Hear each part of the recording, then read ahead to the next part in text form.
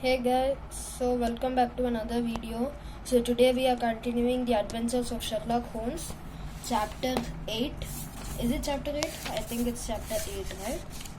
Yeah, it's chapter 8, the adventure of the Speckled Band. So as you can see, the adventure of the Speckled Band. So that in part 1 we stopped till here. So let's continue with part 2. Because we never went anywhere except to our aunt's house, we didn't meet a lot of men our age who would ask for hand in marriage. You can imagine that although we had money, we did not live happy lives. My sister was 30 at the time of her death, which was 2 years ago, and her it is her death I wish to speak to you about. Our client stopped and looked at us to see if we were following. And do continue, madam. What about your sister's death? Would you like to consult me about? Sherlock said.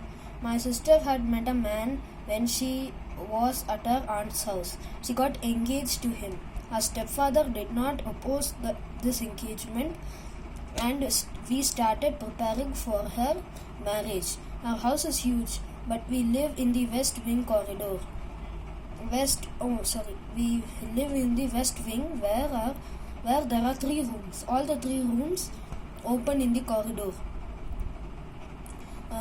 and their windows open to in our lawn. Other than that, there are no entry or exit points, and no way to connect the 3 rooms. The night my sister died, she had come into my room because the smell of my stepfather's cigars was bothering her. We spoke till 11 p.m. and then she got up to leave. She then turned to me and asked if I whistled a night. My obvious response was that I did not. She told me that every day for a couple of weeks she heard a low whistle at about 3 in the morning. I did not take it seriously and said that it could be the gossips of her stepfather allowed to stay in our lawn. She agreed and left. A few moments later, I heard her turn the lock of her room. Do you always lock your doors? Sherlock asked. Always, she said. And why? My stepfather has a baboon and a cheetah who are free roam on our grounds. We don't have any sense of security till we lock our doors, the lady explained. I could not sleep at night, she continued. I had a feeling of impending doom. It was a wild night, and the wind was howling and the rain beating against the windows. Suddenly I heard a loud scream. I knew it was my sister. As I ran into her room, her faint whistle and metallic clang.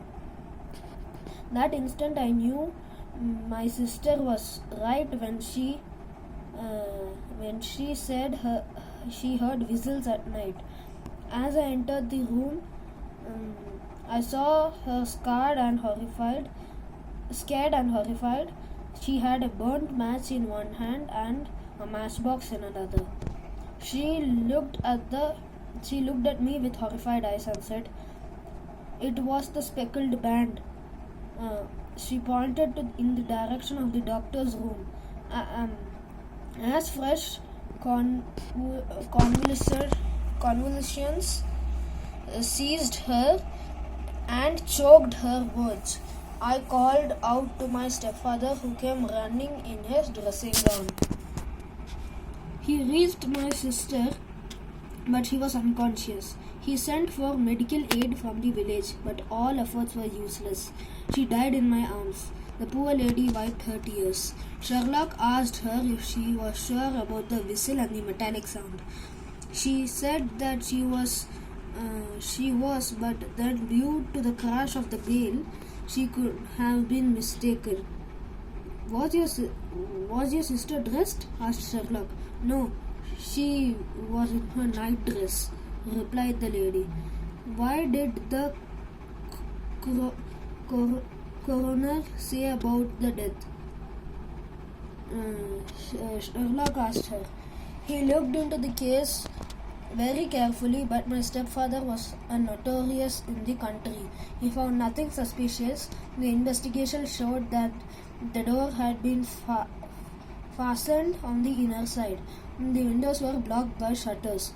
The walls were solid all around, and the flooring was secure too. The chimney, through the wide, through though wide, is blocked by 4 large staples.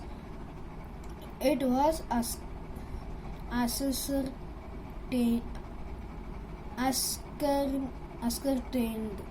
that my sister had been quite alone when she died, and moreover, no signs of violence were found.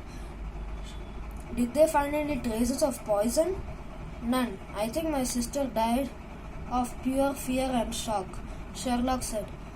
What do you understand by speckled band? I think I might have been delirium talking, or maybe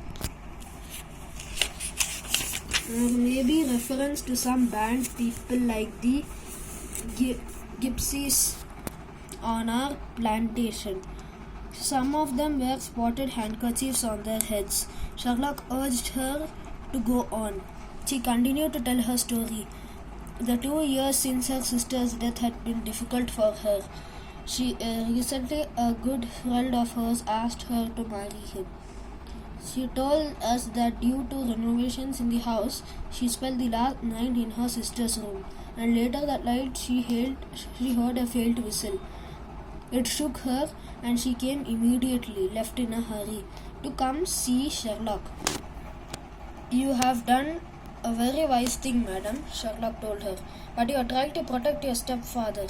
He pulled back the black lace on her hand and revealed 5 little spots. There were marks of 4 fingers and a thumb upon her wrist. He has been cruel to you, Sherlock asked. She simply nodded her head. I want to see the house and the room where your sister lived. Would it be possible without the knowledge of your stepfather? She left and asked us to visit the house that afternoon. What do you think of all this, Watson? My friend had the habit of asking me this. It looks very sinister, I said. If the lady is right about the walls and the floor, then her sister was alone at the time of her death. He said. I wanted to know what he thought about the whistling sound and the dying words of the woman. He did not have an answer. Maybe the doctor has an interest in preventing his stepdaughter's marriage.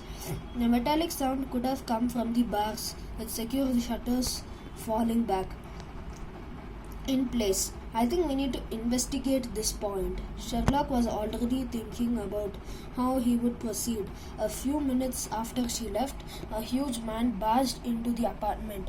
He wore a peculiar clothes and which were a mixture of professional as well as agricultural. The dress consisted of a black top hat, a long frock coat, and a pair of high gaiters. He also held a hunting crop in his hand. He had a large face with wrinkles and marks, marked with evil passion. He introduced himself as Dr. Grimm's Roylott, our client's stepfather. He threatened us to stay away from his family affairs. He strode away as quickly as he had come. After he left, Sherlock laughed at his insolence and remarked that this incident has made him determined to take up the case. As per our client, she wishes we arrive at her house around afternoon. She welcomed us and told that her stepfather is away. As you can see, is away. So that's it for part 2 of the chapter 8, the adventure of the Speckled Band, from the book Adventures of Sherlock Holmes. So I hope you like this video. See you in the next video. Bye.